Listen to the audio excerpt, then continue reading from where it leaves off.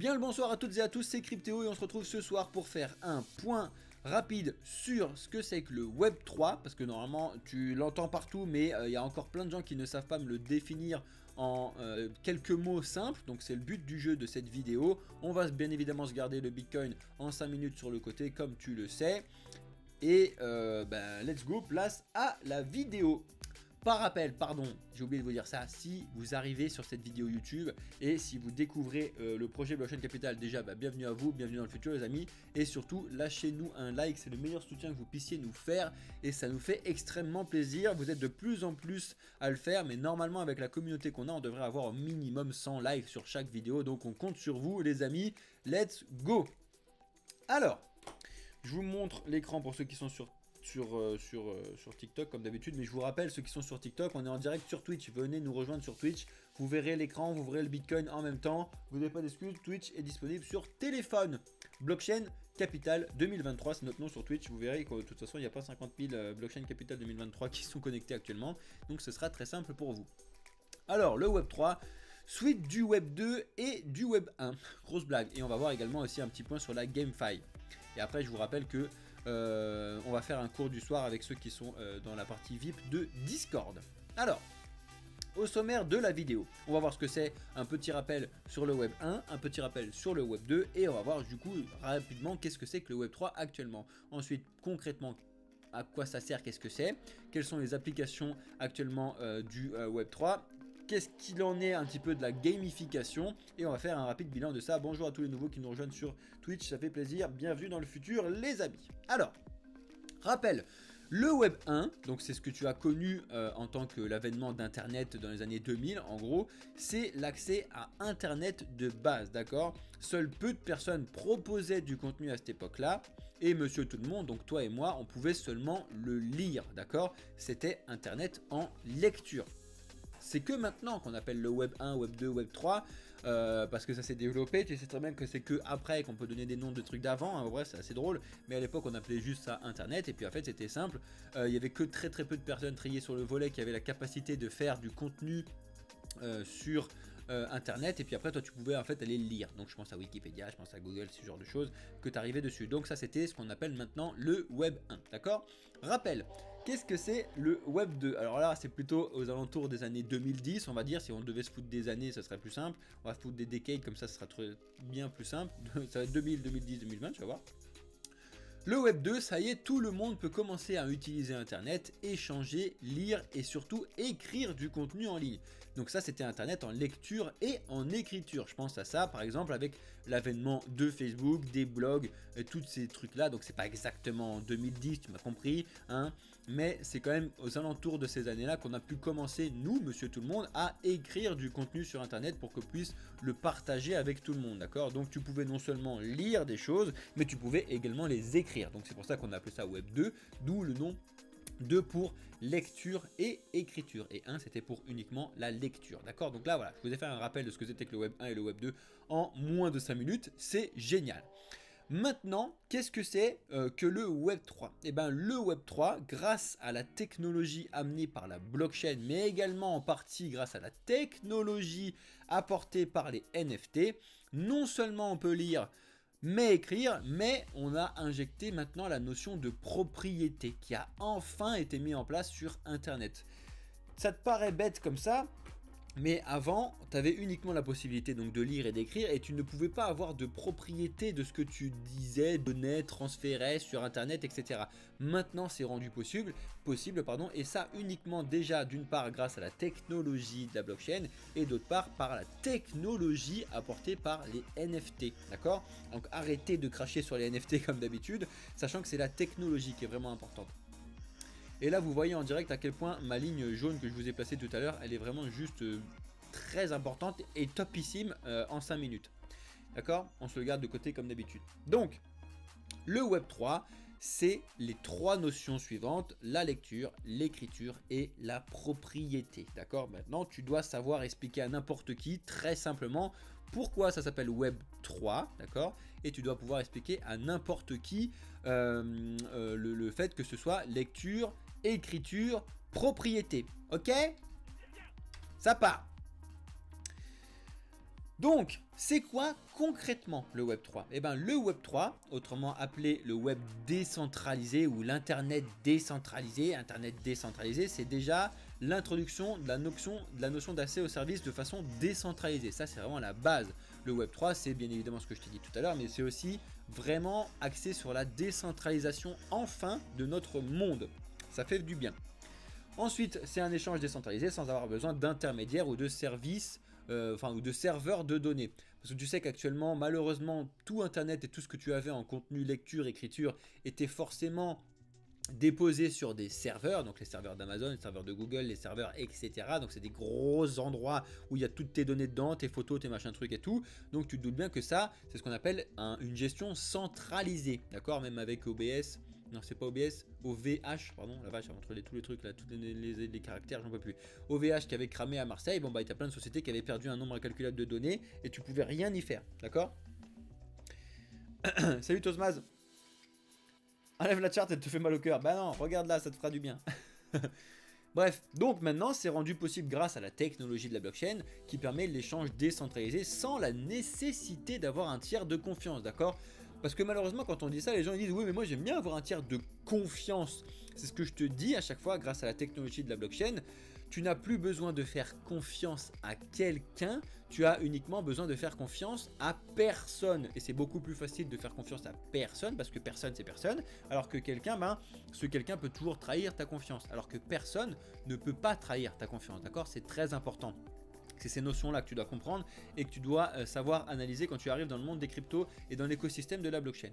Cela permet enfin de trouver des solutions de respect de la vie privée où c'est les utilisateurs via la notion donc de propriété du Web3 de décider ce qu'ils vont pouvoir mettre en termes de contenu sur internet et surtout avec qui ils vont pouvoir le partager. C'est vraiment très important, tu t'en rends peut-être pas compte actuellement parce que tu vis pas encore complètement dedans, mais quand tu rentres dans le monde des cryptos et le monde de la blockchain etc, tu te rends compte à quel point c'est très important de mettre de la vie privée dans ce que tu partages et surtout de pouvoir avoir un accès sur tes données en temps réel n'importe où dans le monde sans qu'il y ait la possibilité de les perdre, c'est incroyable. Et surtout de pouvoir décider avec qui tu vas avoir envie de les partager ou pas, ça c'est un réel besoin. On est d'accord que ce besoin, tout le monde l'a, d'en avoir marre d'avoir des fuites d'identité, des fuites de photos, des fuites de machin, de tout ce que tu veux. Maintenant, grâce à ça, ça arrive, hein, on n'y est pas encore, hein,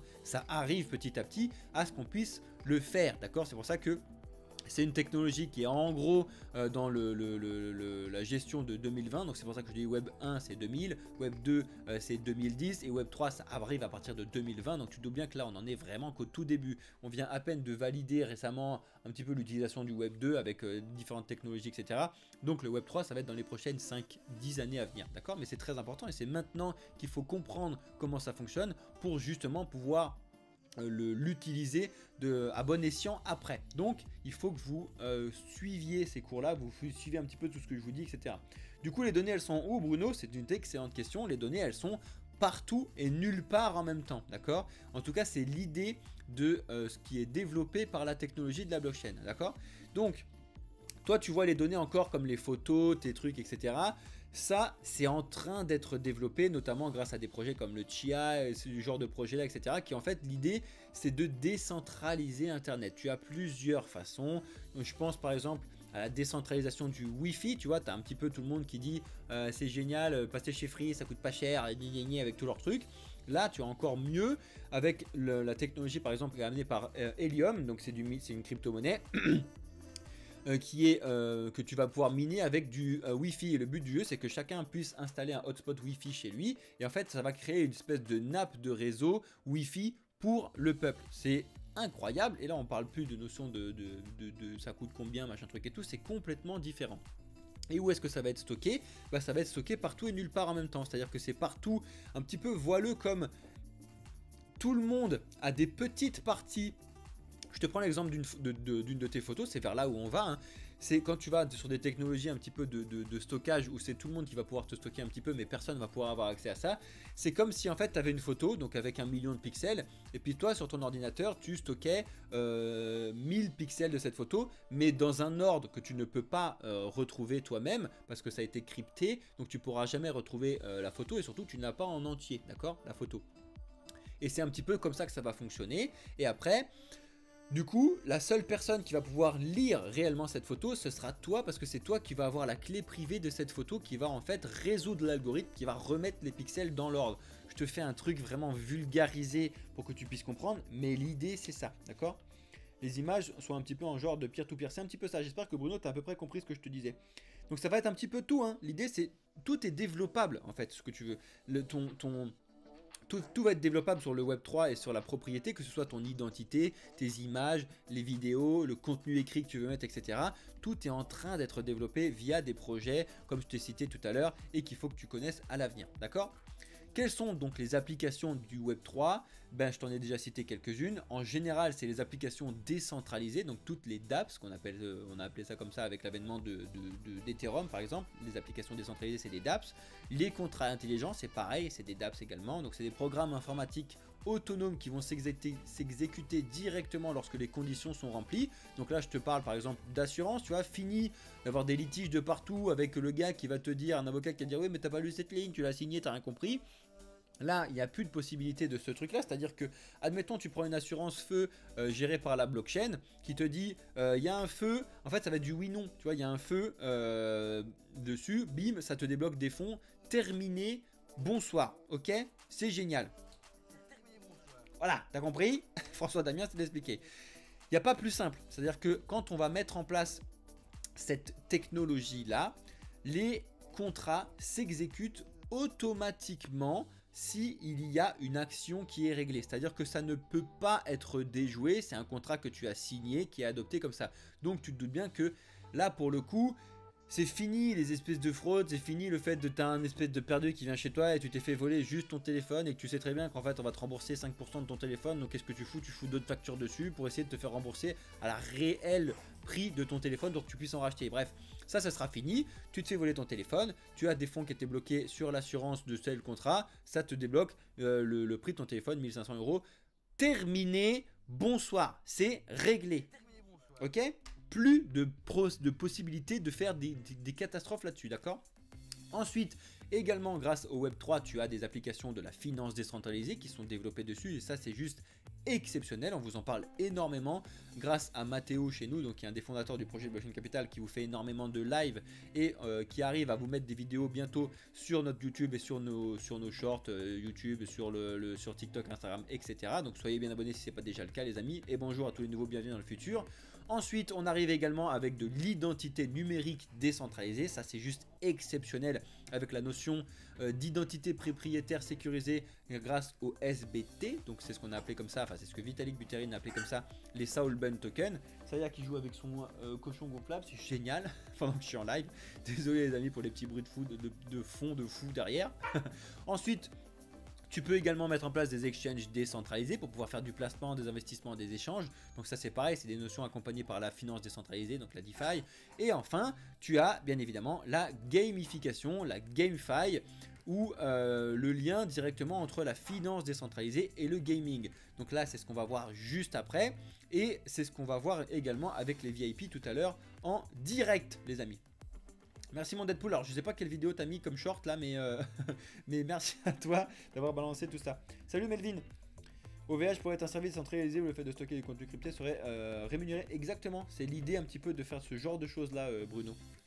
Continuez de poser vos questions, là je les lis un petit peu rapidement parce qu'il n'y en a pas trop, mais le but du jeu c'est de répondre à vos questions juste après la présentation qui est bientôt finie. Hein. J'ai juste la GameFi et le bilan et après la vidéo YouTube, ce sera bon les amis. Je vais m'amuser avec les petits trucs que je me suis mis sur Twitch maintenant, j'espère que ça vous plaît. Bref, donc la GameFi, qu'est-ce que c'est? Eh ben, c'est de combiner, d'ailleurs il manque le R, combiner les jeux en ligne et la finance décentralisée. D'une part, ça va être l'introduction de la propriété et la possession réelle des actifs dans tes jeux. Donc ça va être ton personnage, ça va être tes habits, ça va être tes armes, ça va être etc. Parce que actuellement, je trouve ça un truc de ouf que les gens achètent des skins d'armes dans CSGO là et qui payent ça des fois des milliers, des dizaines de milliers d'euros, alors que c'est pondu dans un serveur quelque part. Ce serveur se fait hacker. Il y a un gars qui vient avec la clé USB, ton truc c'est terminé, bonsoir. Ça n'existe plus. Et ça, franchement, eh ben pour moi, voilà, qu'est-ce que je te dise? Je peux rien te dire de mieux, si ce n'est... Voilà, je peux rien faire de mieux pour toi. La technologie des NFT maintenant vont pouvoir résoudre tout ça, c'est-à-dire que tes skins CSGO ils vont pouvoir être bloqués sur la blockchain et tu vas pouvoir y accéder n'importe où dans le monde, et s'il n'y a plus de possibilité de se les faire voler, supprimer, tout ce que tu veux. Parce que là actuellement CSGO c'est développer sur quelque chose, si ce développement là ne fonctionne plus ou est hacké ou n'importe quoi, ben les armes que tu as achetées des milliers d'euros, et ben c'est... Donc ça, c'est un problème. Je suis désolé, mais pour moi, c'est un réel gros problème. J'espère que pour vous, le son des petites images que je vous mets sur Twitch, ça le met au moins à la même qualité de voix que moi, et pas au même son que la musique. J'espère que ça vous plaît aussi. Dites-moi ça un petit peu dans les commentaires sur Twitch, les amis. Bref. Donc c'est là que tu as aussi les notions que tu as forcément dû entendre en 2021-2022 et ça continue cette année. Les notions de play to earn, de play and earn, de move and earn, etc. etc. Toutes ces notions, on va avoir arrivé du sleep to earn, etc. Enfin bref, tu vas avoir plein de ces notions là qui arrivent donc dans la GameFi, d'accord? L'idée donc c'est de proposer une toute nouvelle expérience de jeu, plus immersive, plus engageante, avec la notion de ce qui est obtenu et directement obtenu et uniquement à toi et à personne d'autre. C'est vraiment une notion de propriété. Tu vas pouvoir vraiment faire le malin avec ton skin Fortnite, admettons, où il n'y a que toi qui l'as, celui-là, tu vas pouvoir t'en créer, etc. Et ça c'est exceptionnel plutôt que de dire oui bon bah oui, je trouve ça vraiment génial. Pour le coup, tu vas acheter beaucoup, on est beaucoup à tous avoir acheté des skins dans Call of, dans CSGO, dans Fortnite, etc. Mais en fait, réellement, ils servent à rien au final, ils sont juste sur le jeu. Là, le but du jeu, c'est que tu vas pouvoir les exporter en dehors. Imagine que tu vas pouvoir avoir des skins pareil sur Call of, pareil sur CSGO et pareil sur Fortnite, le même skin. Enfin, je trouve ça vraiment génial. Donc je ne dis pas que ça va être sur ces jeux là parce qu'à mon avis ils vont développer des nouveaux jeux, etc. Mais l'idée, je la trouve vraiment incroyable et ça va permettre un petit peu de lier de la finance décentralisée à tout ça. Pareil, il y a un problème actuellement sur Steam et sur tout ce type de contenu là, c'est que tu vas acheter des jeux et puis une fois que tu en as marre, et ben quand c'est des jeux dématérialisés, tu peux rien faire. Toi quand tu as un jeu physique, bon, bah, tu peux les revendre en occasion, ce que tu veux, mais quand c'est un jeu dématérialisé, tu peux rien faire. C'est complètement débile, je trouve. Alors que là, actuellement, grâce à ce truc-là, tu vas pouvoir acheter ton Call of à 70 balles. Et puis, une fois que tu en auras plein le dos d'avoir joué à ce jeu, et ben, tu vas pouvoir le revendre à quelqu'un d'autre. D'accord? En vrai, c'est génial. Enfin, moi, je trouve ça vraiment génial. D'accord? Par contre, bien évidemment, quand c'est quelque chose de tout nouveau, c'est que c'est bien évidemment risqué. Tout type d'investissement là-dessus, vous doutez bien qu'il n'y a pas de conseil en investissement de ma part, etc. D'accord? Actuellement, les NFT, ces notions de GameFi sont complètement détestées des gamers, mais à mon avis, c'est juste parce qu'en fait, ces gamers-là ne savent pas réellement comment ça se passe, comment ça fonctionne, etc. Donc, le but du jeu, c'est que nous, par exemple, via Blockchain Capital, on se propose d'expliquer comment ça fonctionne, à quoi ça sert, etc. Parce qu'actuellement, il y a vraiment une très mauvaise publicité et il y a de la désinformation totale sur le sujet. Et je trouve ça, pour le coup, vraiment une catastrophe. Mais bon, bref. Donc, bilan, bah, le Web3, il est là. C'est à toi de choisir si tu veux l'utiliser maintenant, apprendre à t'en servir ou faire comme tes parents, mes parents, et être en retard. Parce que dans tous les cas, tu vas l'utiliser, ça c'est clair. Ça y est, tu peux arrêter là de faire des bêtises. Vous le voyez en direct péter un câble derrière la folle là. Stop, c'est pas l'heure en plus. Tu pètes ton câble pour rien. Stop. Incroyable ça. Désolé pour ceux qui regardent les vidéos. Lâchez un like juste pour la petite mascotte de la chaîne qui est là. Ceux qui sont sur YouTube, si vous regardez la vidéo, lâchez un like pour la petite patate qui est là derrière. Bref.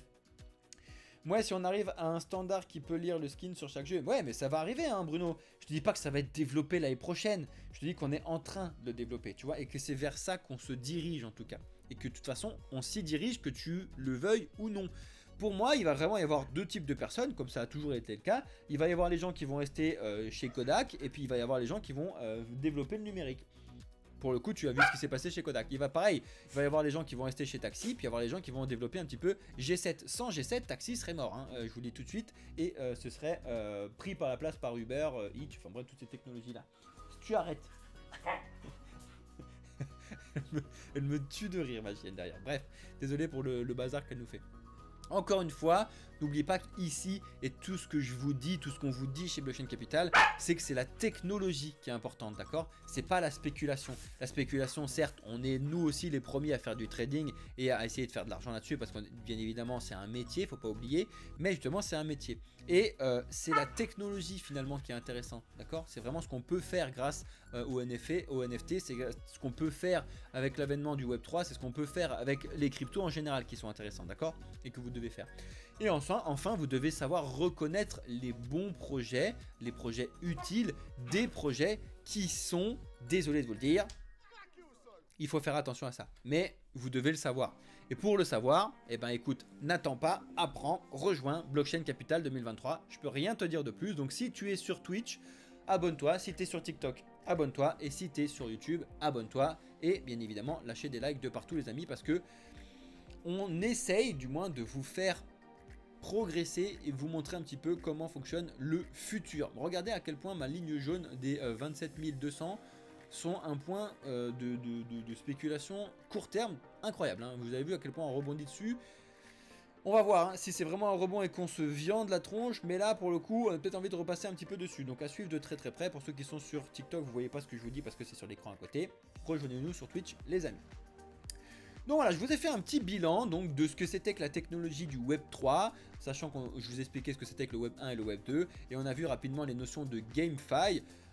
J'espère que cette petite vidéo, que si vous êtes sur YouTube, vous a plu. Et n'hésitez pas à nous poser des questions si vous n'avez pas compris telle ou telle notion, si vous avez envie de développer un petit peu telle ou telle chose dans les commentaires de la vidéo, ou alors venez directement nous poser les questions sur Discord. N'oubliez pas que notre Discord il a été développé juste pour ça les amis. Donc voilà, je vous laisse là pour ceux qui sont sur YouTube et je vais continuer avec ceux qui sont sur Twitch et sur TikTok pendant une demi-heure à répondre à vos questions. Et voilà. Donc merci à toutes et à tous d'avoir suivi cette vidéo sur YouTube. Je vous souhaite à toutes et à tous une excellente soirée, nuit, journée. C'était Cryptéo pour le projet Blockchain Capital. Ciao les amis.